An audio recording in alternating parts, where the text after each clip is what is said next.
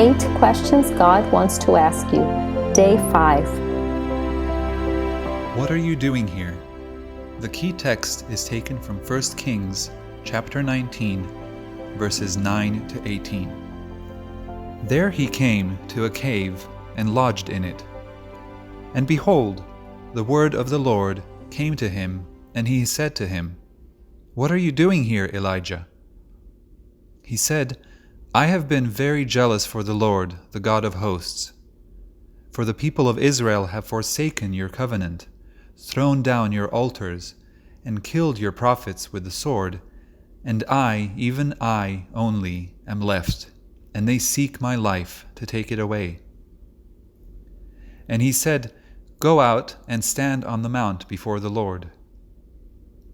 And behold, the Lord passed by, and a great and strong wind tore the mountains and broke in pieces the rocks before the Lord. But the Lord was not in the wind. And after the wind, an earthquake, but the Lord was not in the earthquake. And after the earthquake, a fire, but the Lord was not in the fire. And after the fire, the sound of a low whisper. And when Elijah heard it, he wrapped his face in his cloak, and went out and stood at the entrance of the cave. And behold, there came a voice to him and said, "What are you doing here, Elijah?" He said, "I have been very jealous for the Lord, the God of hosts, for the people of Israel." And the Lord said to him, "Go, return on your way to the wilderness of Damascus. And when you arrive, you shall anoint Hazael to be king over Syria. And Jehu, the son of Nimshi, you shall anoint to be king over Israel. And Elisha, the son of Shaphat of Abel-Meholah, you shall anoint to be prophet in your place. And the one who escapes from the sword of Hazael shall Jehu put to death. And the one who escapes from the sword of Jehu shall Elisha put to death. Yet I will leave 7,000 in Israel, all the knees that have not bowed to Baal, and every mouth that has not kissed him." Whether you enjoy popcorn or not, making the snack is intriguing. The kernels heat up on the bottom of a kettle pot, anticipating the first eruption. Suddenly, a random kernel of corn explodes into a white, fluffy ball of starch 20 times its original size. Even though you expect the pop, it still catches you by surprise. And there are more and more, and even still more that pop all at once. After a few seconds, the growing masses of popcorn rise toward the top of the kettle. As you hear the muffled popping sounds underneath, the foamy matter on the surface moves as though the popcorn had a life of its own.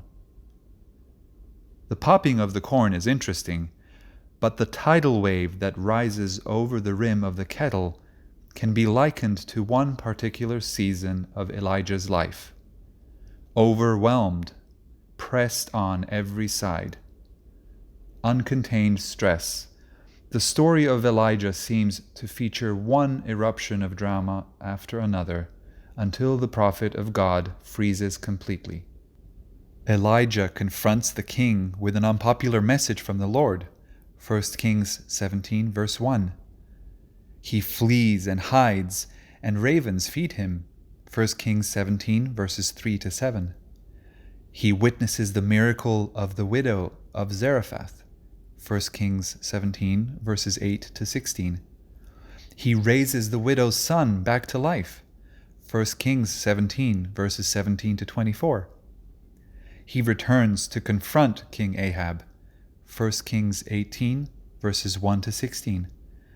He presents a challenge with fire on Mount Carmel, 1 Kings 18, verses 17 to 40. He successfully prays for rain, 1 Kings 18, verses 41 to 46. He flees Jezebel in fear of her threat, 1 Kings 19, verses 1 to 8. And he crashes in a cave, 1 Kings 19, verses 9 to 18. We can pick up the story at the edge of the cave where Elijah hears a voice calling, "What are you doing here, Elijah?" God's questions usually prompt people to shift directions. Have you ever asked yourself the question, how did I get to this place? Maybe you are pressed with too many things to do and too little time to do them. Or you might push God away because of constant distractions. Perhaps you delay or defer the most important things in life to entertain the urgent things that ring ever so loud. Sometimes you can get so caught up in the good things you do that you end up feeling exhausted, unable to find true rest. There are hundreds of different trails that lead into this place, this cave, but there is only one way out. Elijah had obeyed and experienced God's leading in the past, so his despair and fear comes as a surprise to us. He had managed to tell a king some pretty bad news. He found the courage to speak truthfully to powerful people. He successfully organized a do or die competition. And yet, how is it that after you experience miracle after miracle, you end up allowing an evil queen to chase you out of town, into a cave? In the cave, you can feel mystified, confused, discouraged, depleted, disillusioned, depressed, exhausted by anxiety, overwhelmed by too much, feeling the pressure of having no idea how to respond. You can use your own words to describe how the fire dies, the power evaporates, and the passion gets lost in the fog. Elijah learned a way out of the cave and into life again in 3 movements. First movement. Elijah began to move out of the cave by thinking and reflecting on God's question, "What are you doing here?" The question stirs your own fears, perceptions, guilt, and all the unanswered questions in your mind. Some are tempted to not think while in the cave, but reflecting leads your heart and head into a place of understanding and listening. You move from feeling the madness to thinking in a mindful and focused way. For Elijah, recounting truths, perceptions, and assumptions about what had just happened was important, although not fun. He reflects, "I have been very jealous for the Lord, for the people of Israel have forsaken your covenant, thrown down your altars, and killed your prophets with the sword.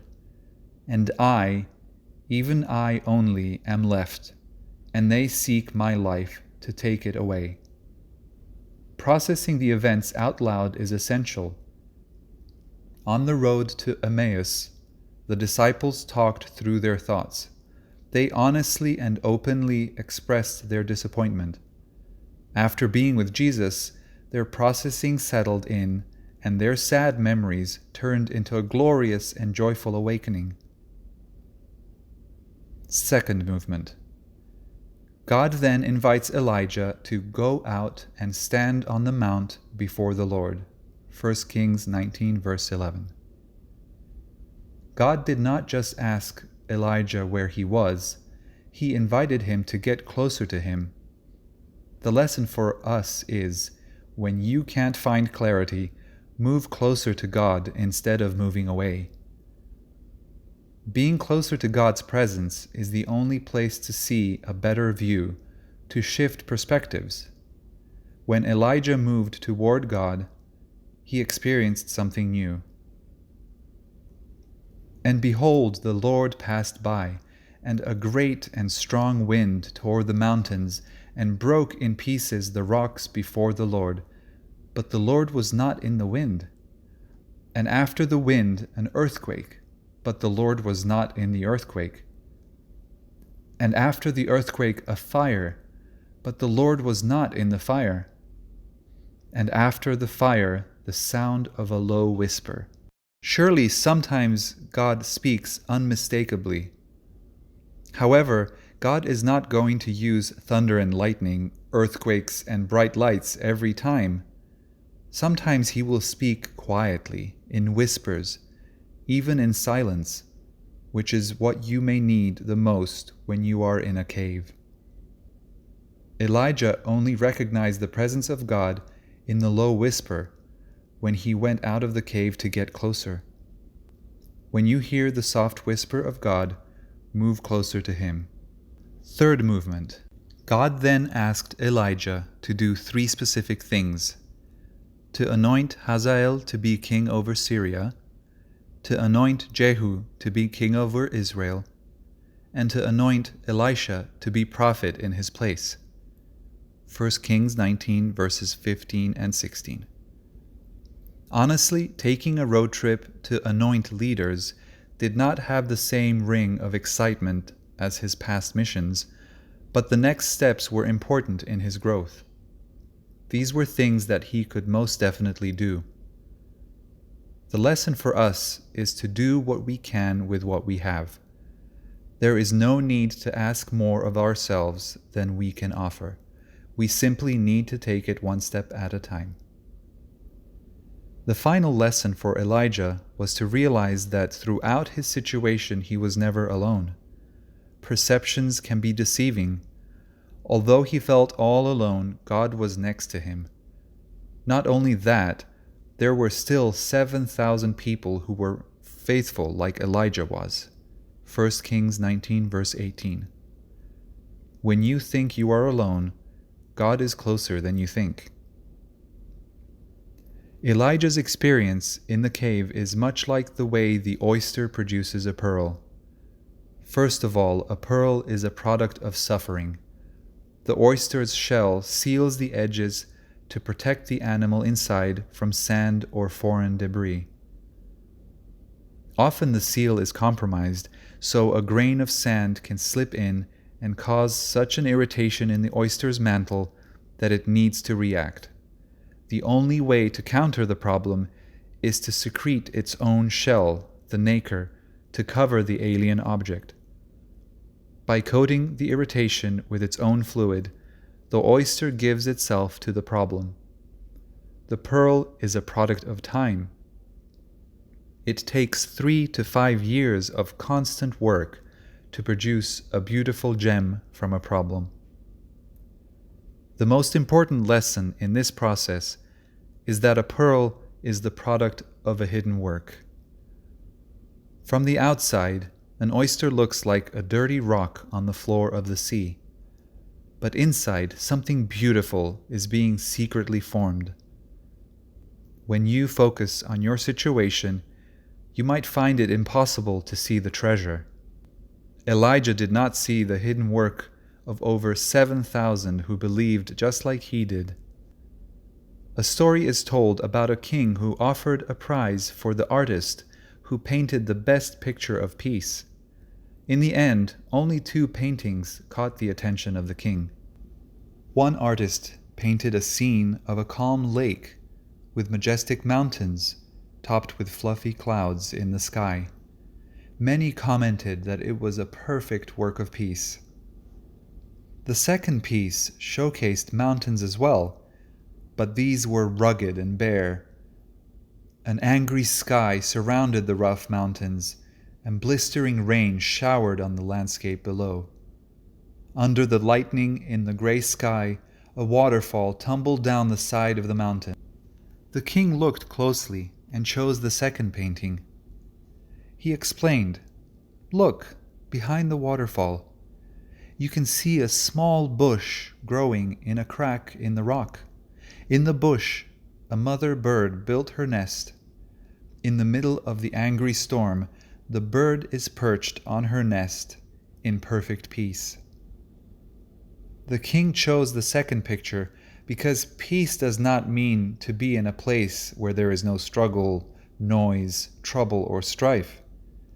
Peace means to be in the middle of the storm, while your heart rests in the safe place. Can you hear God's voice in the middle of the night? What are you doing here? You can answer the question. Think about it. Move closer. Then go out with a sense of perfect peace, knowing that you are never alone. Lord, I admit that there are times when I feel hopeless and depressed. I feel like Elijah did. Remind me of your presence and bring peace to my heart.